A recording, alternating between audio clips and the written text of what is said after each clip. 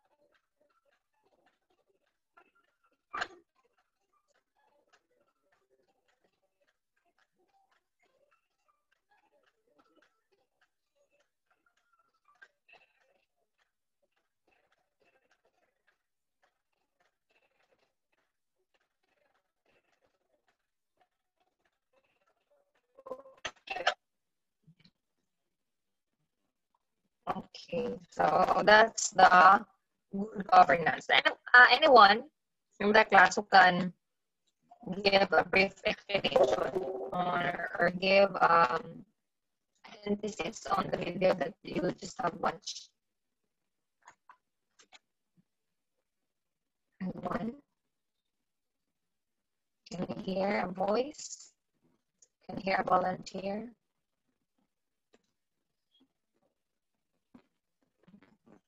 Hello?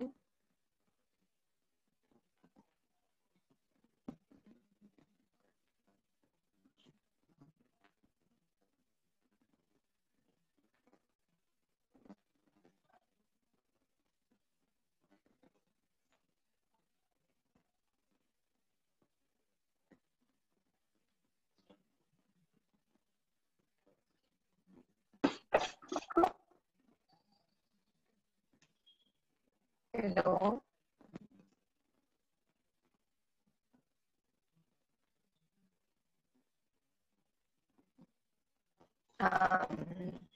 Let me have Bilo. What have you understand about the video that we just have watched?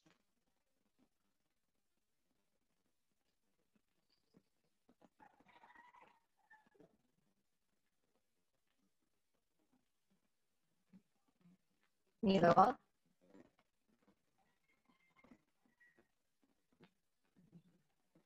Hello.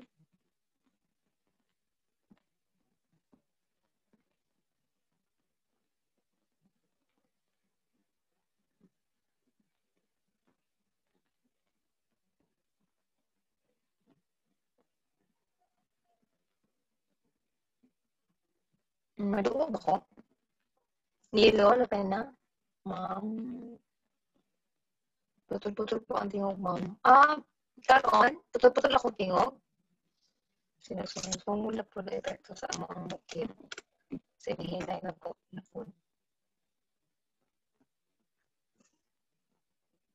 Hello, sa ilang audio chat siya. Basta hapon, nag-idoy. Tinggawas naman sa mga ano, empleyado na uli ng mga empleyado. Kasi daghan lang. Ang bandit, basta internet, ang gamit. So, putol na. Hello, kani, chat sa ako. Hello.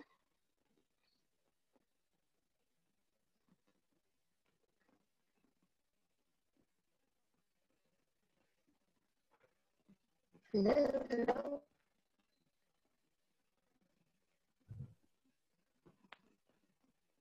Putol pa. Sige, can someone confirm if my audio is already, ano na, okay.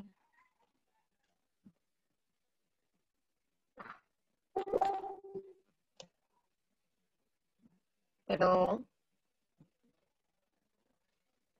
Putol-putol hapon ito na. Ganina, okay man, no? Magula man mo nagreklamo ganina sa lesson. Ano? Alasin ko lang ang good ko.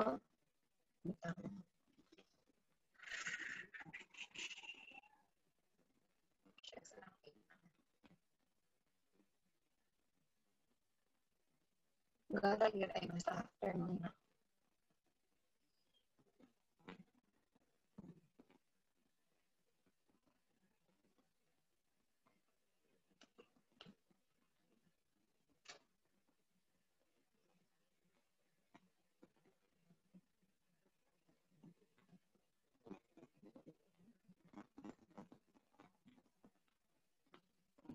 Hello, how about this one?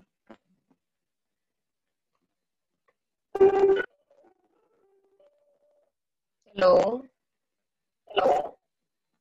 Karat dito siya. Hello?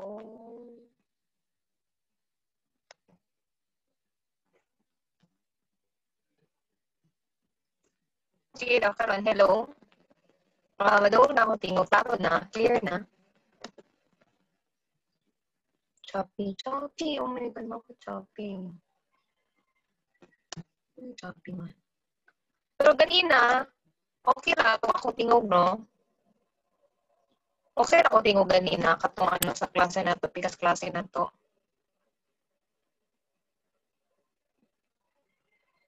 Okay ra, ma'am. Anong karon? Basta ko ano, di ba, sila kan sila nagamit ng internet karon baka na ko na. Hindi na sa mga trabahante. Ay, naku, kasal. Ano na lang, tabi, mag-dis kong padayon ko, ani, sa kong lesson, mag-ano dyan ani. Dili kayo mo makaano. Question and answer na lang tayo. Gihatag na ako yung activity, gihatag na ako ang activity sa paper last week pa, no, 6, ano, ang 6th week, gihatag na ako ang 6th week. Katupang February 17 ako gihatag last week. Yeah, Wednesday pa na ako nahatag. So, 1 week na mo na answera na to ninyo ang kuan or nabasa na ninyo ang 6th week. Tulo na lang ang maka-answer man. Sige, ano na lang, mag-ask na lang mo question, Bing, about sa lesson.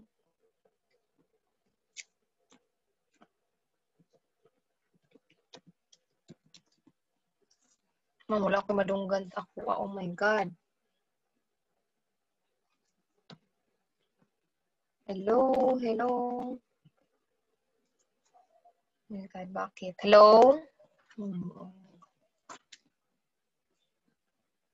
Okay, good ako connection. Wala ko na fluctuate.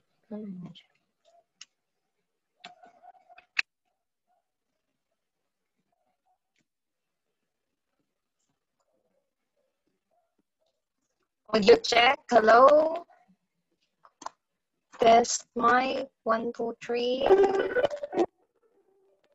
Hello. Hello. Putol paghihapon, ma'am. Nag-test mic lagi ko diri sa kuan sa diri sa Zoom dili lagi. Ako recording.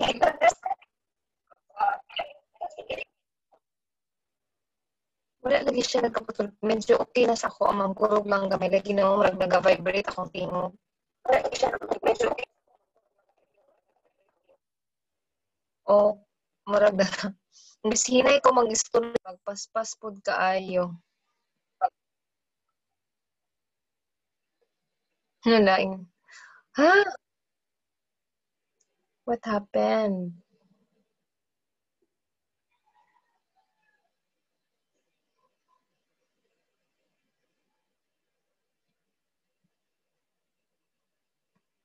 Sumugid ko ay.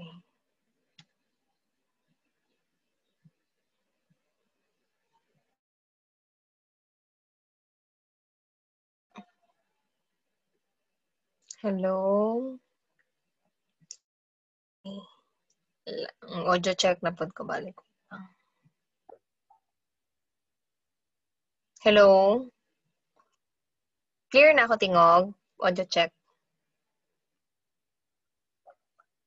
Ayan, okay na daw. Sige. Ayan, okay. Okay. Sige. Okay na sa ako. Okay, thank you, dear. Sige, tinawag ko kanina si Nilo. Ang akong gi-ask is, what have you understand about the video that we just have watched?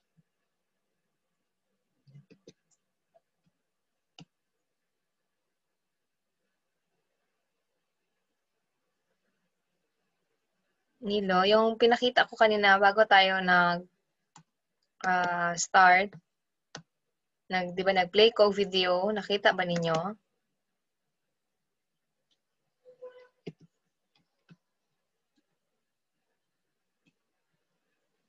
Nilo, madungog ko ni mo, Neil? Ma'am? Madungog ko ni Medyo mo? okay na. Ika naman sa kong connection lang siguro ni ma'am, sa kong wifi po. Okay, sige. Can you share what you have understood sa video nga akong i-watch na to? Karon taod lang. Wala ko kita sa video po, ma'am. Ay, wala na play. Wala, ma'am. Wait lang. Wala na play. Wait lang. Kani day check. Kani, makita niyo na yung video? Okay na, ma'am. Ayan, sige. Play na ako Kani, makita ni akong zoom out. Yes, ma'am. Sige. Play natin.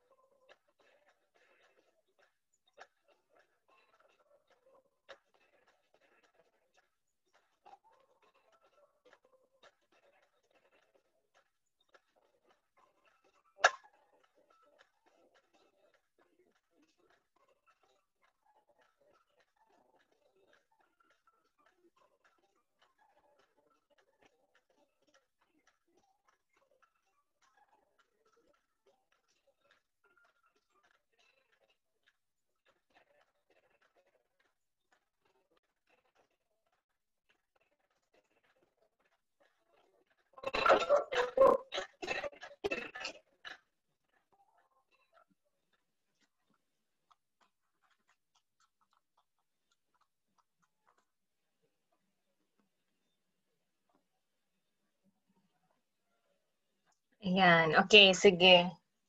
Okay, what is your idea about good governance based on the video that we just have watched, Nilo? Good governance, ma'am, is the manner po, ma'am, kung giunsa pag-exercise ilahang power, authority, and responsibility sa mga officials po, ma'am. Ayan. Okay, it's the manner on how the officials exercise their power and responsibility. Is that what you said? Tama. Yes, ma'am. Okay, so very good. Thank you so much for that, Nilo. So, governance is, sabi ni Nilo, it's about the exercising of the power and authority, no? And actually, good governance is a broad scope, no? Why we are talking about this topic, it's because the description of this subject is about good governance and, social responsibility. So, isa ni siya sa concern nato, not just because na manarbaho ta pohon, but first and foremost, we are under government, no? A body that deals with mga kalakaran sa tibuok ekonomiya. And it is said, wait lang, show ko og ano.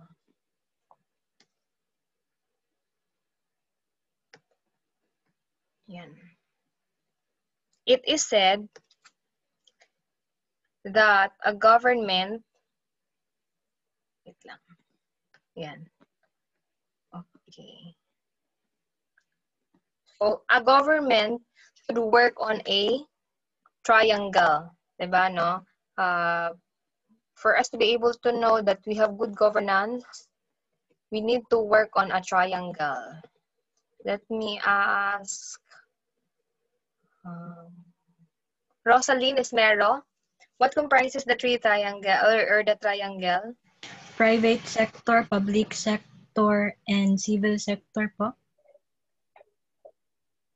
Okay, or the civil society. Society ba yun? Society. Private sector or the civil, yeah. Pwede din naman. Private, the public first. Public sector po. The public, yeah, the private and the Civil. Yeah, the civil society. Ayan, okay. Very good. Thank you, Rosaline. Wow. So sabi, no, an organization should work in a triangle. So dili pwede nga public lang ihang concern, but should also private sector. That includes mga private firms, no, private companies, private organization, and of course civil society, tayo, mga civilian na we don't have business, we don't have establishments that we are running, so just plain civilian working in the or moving inside the society. So that concerns the good governance, or the governance, no? These three elements inside the triangle. Wherein sabi, the purpose is for us to have economic prosperity or prosperity in the economy.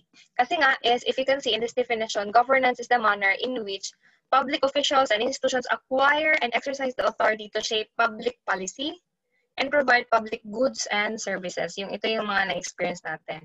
Then the exercise of economic, political, administrative authority to manage a country's affairs at all levels. So that's what you do in governance, no?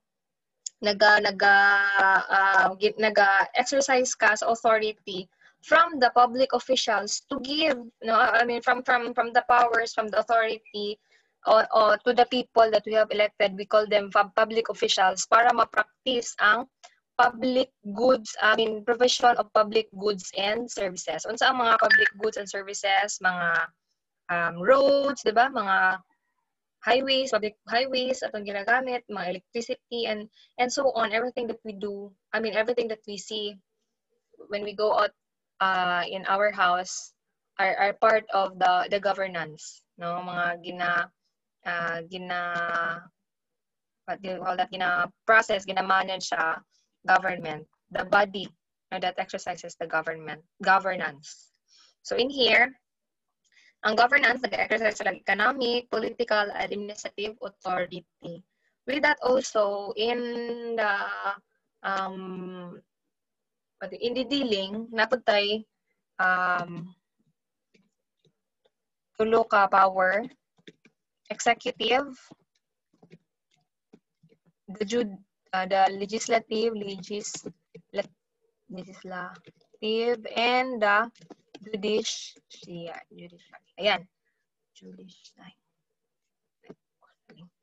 Judiciary. Yan. Sige. Would like to ask si Glendo Lupogan. So, of these three, asa na bilong ang president? Asa na bilong ang president? Executive, legislative, or judiciary?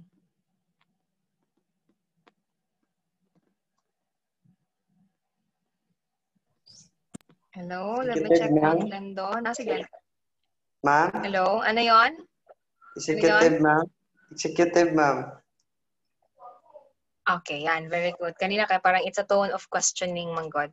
Then now, you have changed it into declarative form. Okay? So, the Philippine government is composed of three systems, no? Executive, legislative, and judiciary. So, the power of the president falls under, tama ba ingon ni ano? Tama ka ang giingon ni, what do you call that? Glendo? I hope ingon mong tama tanan. And it is correct. So, si president, nabilong siya sa executive, no? Because the executive branch is headed by the president, no? Na naga-function who functions as both the head of state and the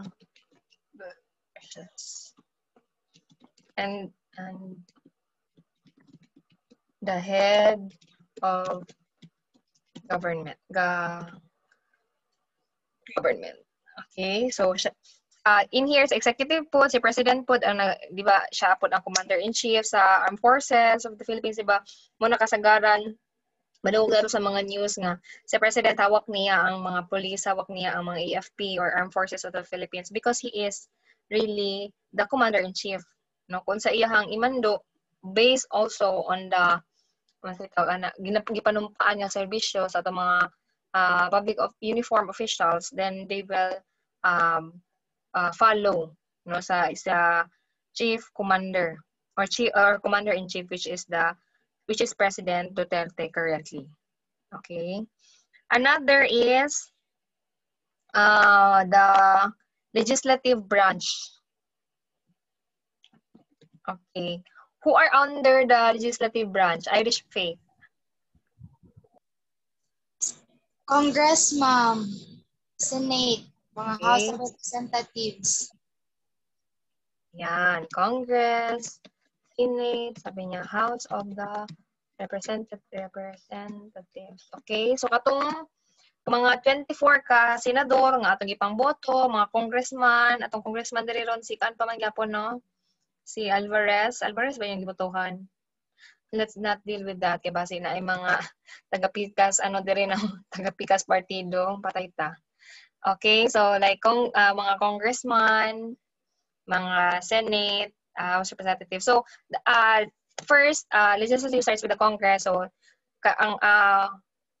ang congressman ang atong voice, no, from a society, so composed sa purok leader, barangay to mayor, mayor to assistant sa mayor, governor, no? Then governor to congressman. Then congressman siya na tong ipadala dito sa mga hearings kung na ay mga salabutan. Then it will take up to the Senate, no? Okay, so sila ang mga naga-discuss po, sila ang what they call this, sila ang nagabuhat og law. Executive, from the word execute, siya yung nag-execute ng mga unsa ang nasabot or unsa ang nabuhat ng mga balaod ni legislative. No? And then the judiciary, kinsa ang nasa judiciary, wait lang. Omi, Kalibo.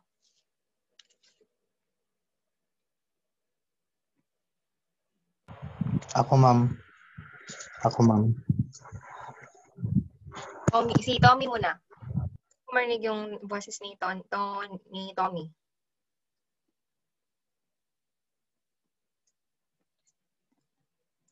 Tommy, hello.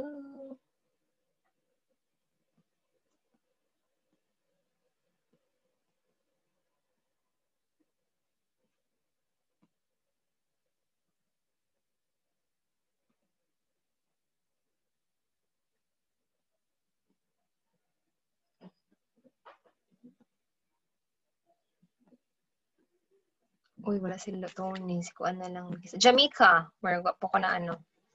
Wala po ka daw aning tingaw ni Jamaica. Jamaica, hello. Jamaica. Jamaica. Wala gyud. 5, 4, 3, 2, 1. Wala. Si Kuan na lang. Kathleen, mahinay. Ma'am. Si Jamaica di ay. Sige, go. Jamaica. Kinsa ang part judiciary? Judge and System Court Law, ma'am. Okay, so mga judges, so mga nasa Supreme Courts, no? Or in short, sila ang mga interpret sa balaod, no? So naay nagabuhat og balaod, no? Naay naga-interpret sa balaod, naapoy naga-execute sa balaod. So these are the 3 branches of government. Just mind this one, no? Kay basi unta pinaka-basic yun din siya nga dapat nakabalot. Asa nabilong ang Congress, so legislative. Kanang mga lawyers, mga Supreme Courts, no? Judges, mga judge. Asa na sila nabilong. So judiciary. So ang president, ang vice president, no? Asa nabilong. So sa executive kasi they are the one who executes the law.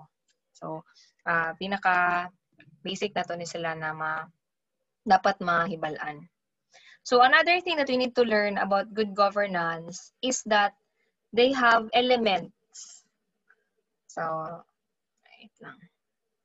Nanoto ninyo ganina tong 8 ka-elements. Unsa na ito pagkabalo nga naa daw good governance. Diba we say governance, yun nga yung pinakita natin ngayon na use of governance, this is the acquisition on exercising of authority to shape the public policy and providing of the public goods and services. So munang governance. Pero di lang kay governance atong kailangan kay di ba na may mga public officials who are giving us goods, who are giving us services, pero dili unsa tawag ana mga substandard, no?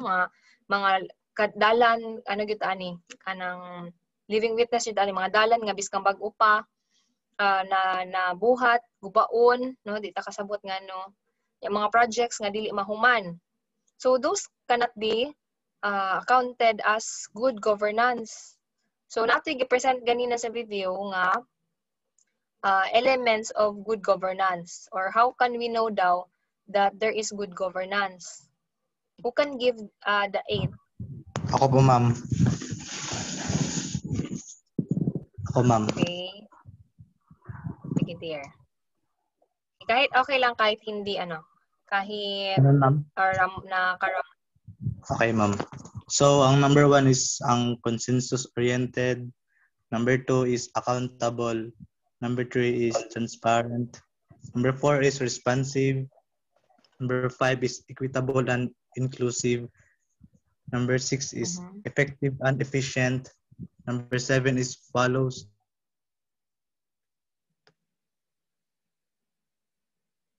Hello? Nawala ka, dear. Junix? Hello?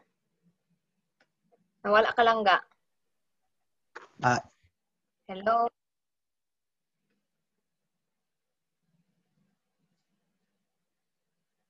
Hello, Langging? Wala siya.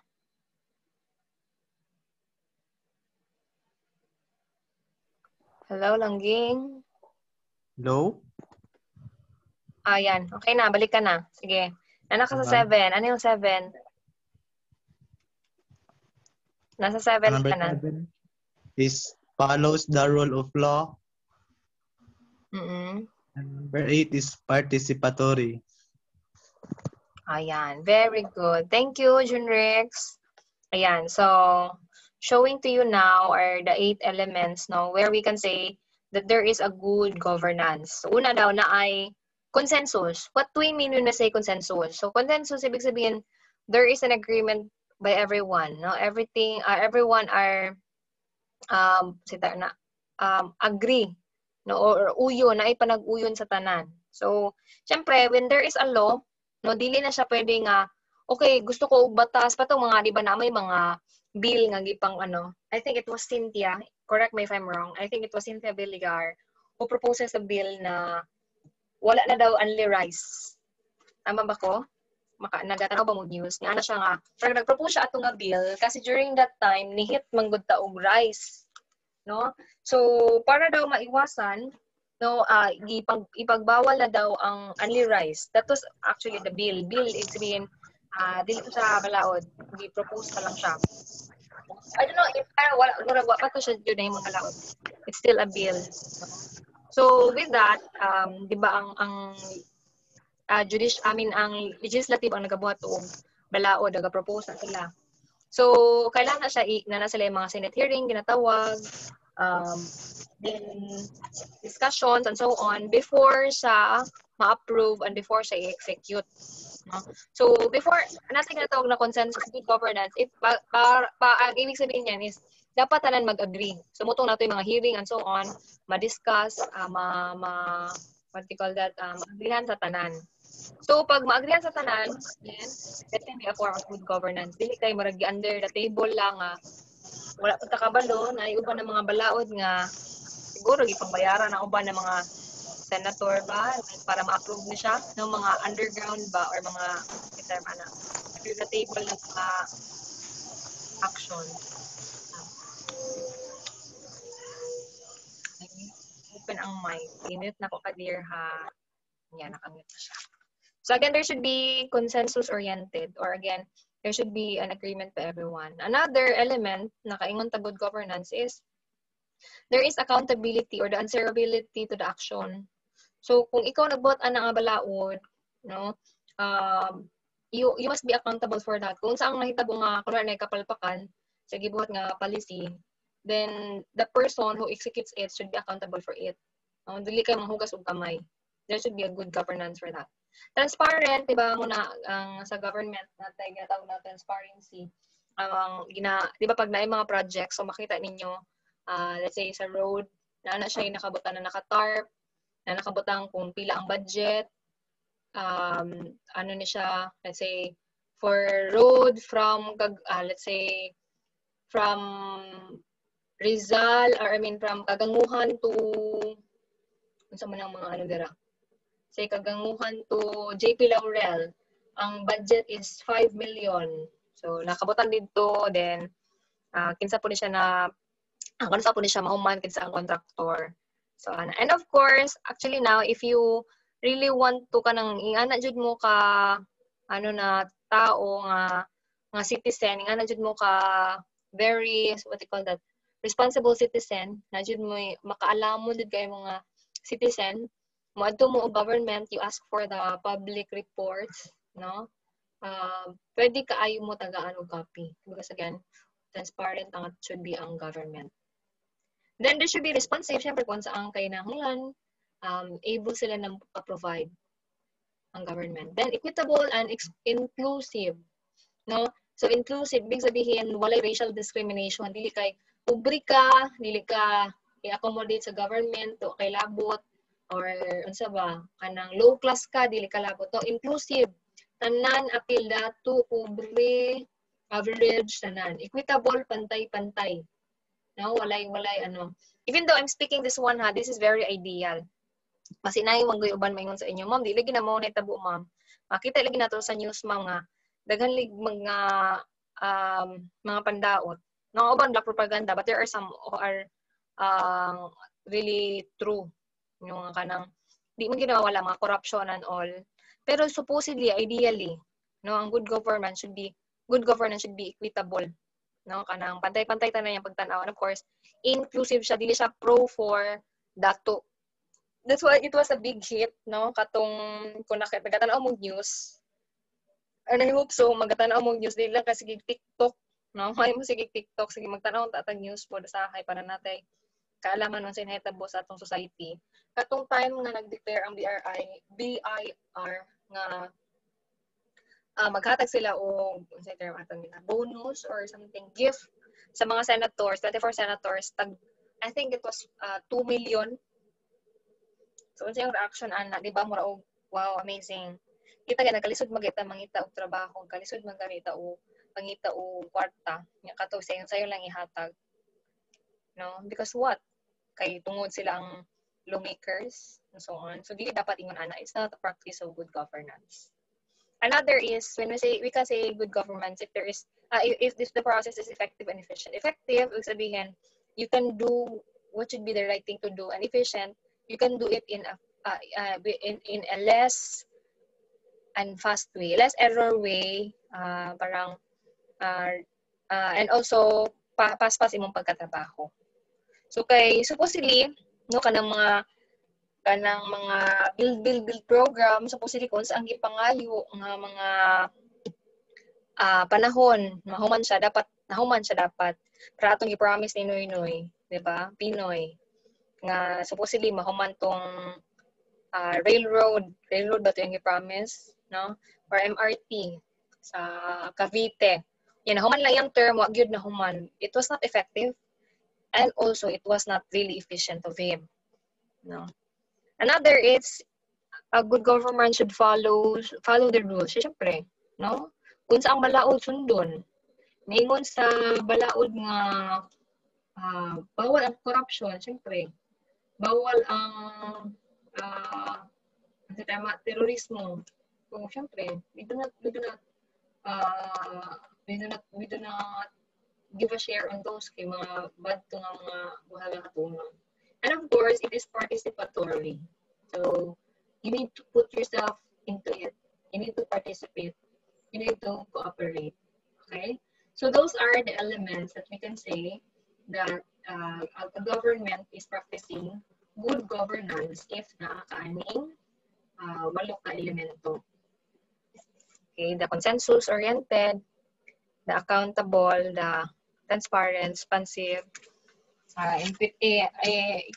equitable, and exclusive, and it follows the rules and regulations, or follows the rule of law, and of course, it should be participatory. What else? Wait lang.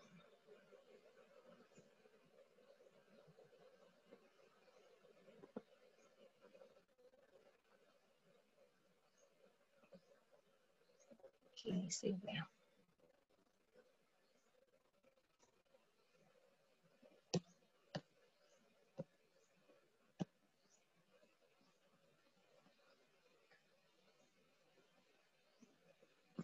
Okay, question so far?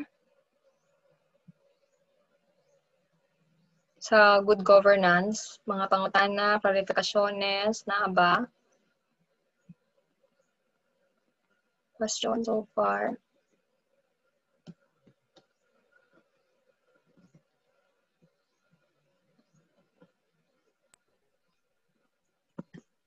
Curry?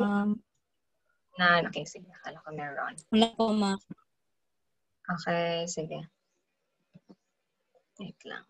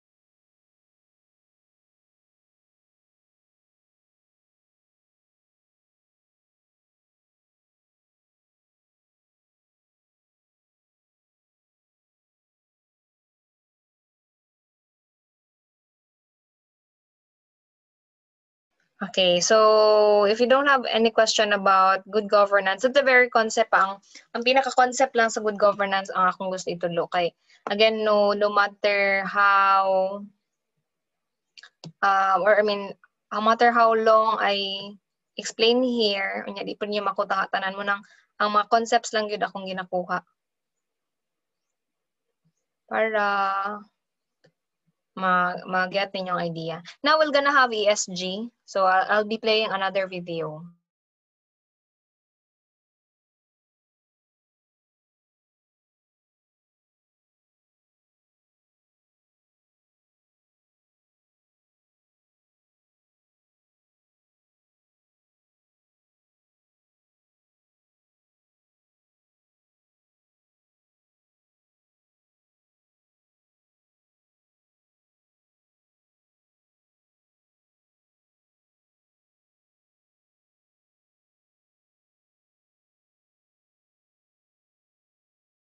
Okay, kindly pay attention because I'll be asking another student to explain what is this video all about.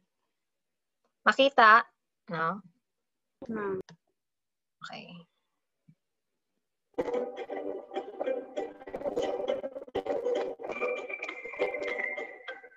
In an increasingly complex world, we face many questions about our investments. The concept of socially responsible investment, SRI, is particularly relevant. SRI is sustainable development applied to finance. It is an investment approach that consists of systematically mainstreaming factors linked to environmental, social, and governance, ESG criteria, and also financial criteria. When we are considering investing in a company, we carry out a two-pronged analysis. We look at the financial criteria, profitability, business models, sector competitiveness, alongside the ESG criteria.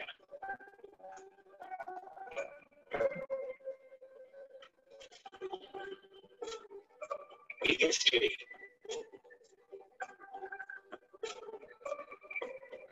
Environmental. We analyze the environmental footprint of companies.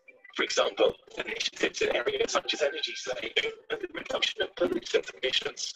S. Social. We examine working conditions, relationships with clients and suppliers, and human resources management. G. Governance. We investigate the governance structure to assess it is transparent, independent, how the corporate officers are appointed and remunerated. In various respect to shareholders. As an asset management company, Allianz Global Investors is the pioneer in SRI. We have integrated ESG factors into our investment decisions since 2000. We have a team of dedicated experts who assist our clients in their investment decisions. We can also count on the support of our parent company, Allianz. We are convinced that the integration of ESG factors is a key factor in sustainable performance and helps to reduce the risks of an investment. Integrating ESG factors into our investment approach helps us to identify risks upstream and better assess them. Identify long-term investment opportunities, create value for client portfolios. SRI gives meaning to investing, and this comprehensive approach helps to ensure the sustainable performance of our investments.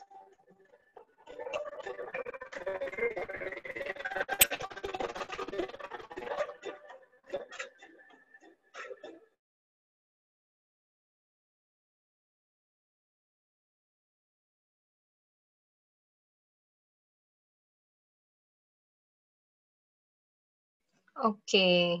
Oh, may message. Murag robot na po. Dili maklaro ang audio, pero naman to yung mga words. Mga ano nyo, nakita ninyo? Putol po ang caption, ang ano ma'am, ang mga words. Half lang siya ma'am. Wait lang, check na ako.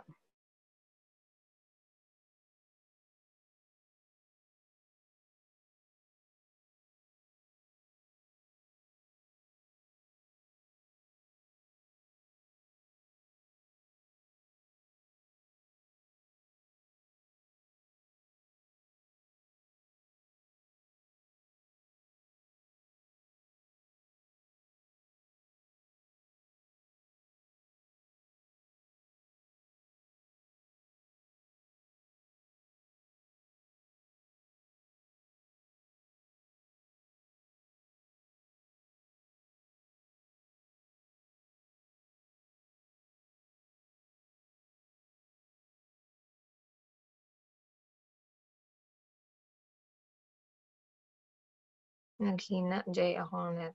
Nag-fluctuate ako connection. But anyway, sige, explain ko na lang.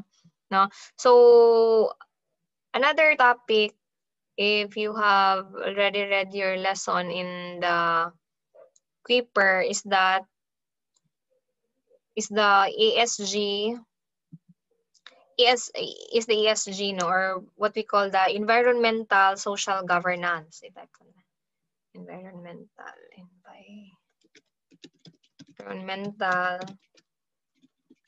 social governance. Okay. Kanina nag-explain tayo sa governance, 'di ba? Again, when we talk of the governance, this pertains to, okay, when you talk of governance, this pertains to the acquisition and the exercise of the authority para ma-put on process or ma-put into practice ang mga policy and of course ang provision sa public goods and services.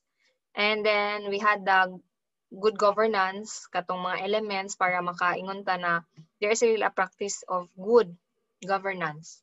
Now, when you say environmental social governance, is this talks on the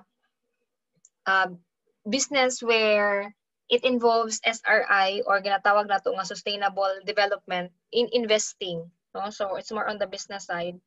Kasi when you talk of himay-mayo na to ang E stands for environmental, they look into analyzation of the environmental footprint. So unsa di ang effect, unsa di ang impact, no, sa environment sa ginabuhat sa mga businesses. Let's say factories, 'di ba? Factories brings pollution. Pero giunsa to nimo pag-combat? When you try to apply ESG or environmental social governance, you try to make sure that every move or every action you made in your business, you acknowledge that there is an impact of it in the environment, and how you deal with it is the process of the ESG. So syempre na mga pollution, so unsa nimo. Okay, so karon di ba gina-encourage na to plastic free. Nag-advocate og green environment. So that's one example. Another is the S, no? When you say E, environment, the S, which means the social, no? Gina-examine nato ang working conditions, no, or the working environment of the people. Tanang i-check nato, okay ba ang sweldo, 'di ba? Ang dole is nag-look into sila sa mga what you call that, standard daily wage. And now there is a discussion nga himuon ang i-national na ang wage kung unsa ang nasa NCR, kasi ngayon the trend is mas dako ang sweldo gud na sa NCR or National Carga Region, mga nasa Luzon and so on apart, kay mas dako sila og living allowance. Living cost, no? Mas taas ang dito, mas taas ang pamalitunon, so munang ang justification mas dako sila sweldo compared to sa atoa. But now there is a discussion na uniform na daw. As one na tibuok country will gonna have another, one pasweldo. So wala pa na siya na-approve, but that's still under discussion. So again, the S is the examination of the working condition or the social, and then the last is the governance. Yun, discuss na natin. So of course they will gonna assess the transparency and the responsibility of the process itself of the business. So that is the ESG. Okay. So for the examination this coming Friday, kindly focus sa focus doon sa videos, more of the videos na na-upload sa GC, na-upload sa Kuiper, and also sa module nga na-upload. Kay dito ko magkuha og question. At the same time, I would assume nga katong gipanulat nako sa kuan kani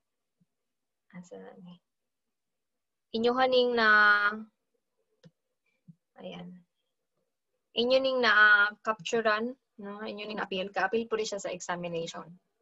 So sa good governance katong nasa video Meaning 3 branches of the government, the function nila, mga elements, and so on. Okay? Sige. Question, clarification, violent reaction. It's already 1 hour and... Wala po, ma'am. Wala na. Okay, sige. Kung wala na, then I would like to say thank you for attending our class this afternoon. And God bless on Friday. Have a break tomorrow, Thursday, because it's holiday. Do not just see it as a holiday na mag-rest, but see it na mag-study sa mga lessons. Okay? So, katong ano po, magpa-update ko, i-send na lang na ako later ang Excel. Paki-update ko sa inyong payment, yung tawag ana, examination permit, paki-input sa inyong number. Okay? Yes, ma'am. Okay. Thank you so much. Okay, ma'am. Thank you. Thank you. God bless. Thank you, ma'am. Have a sumptuous dinner. Bye-bye.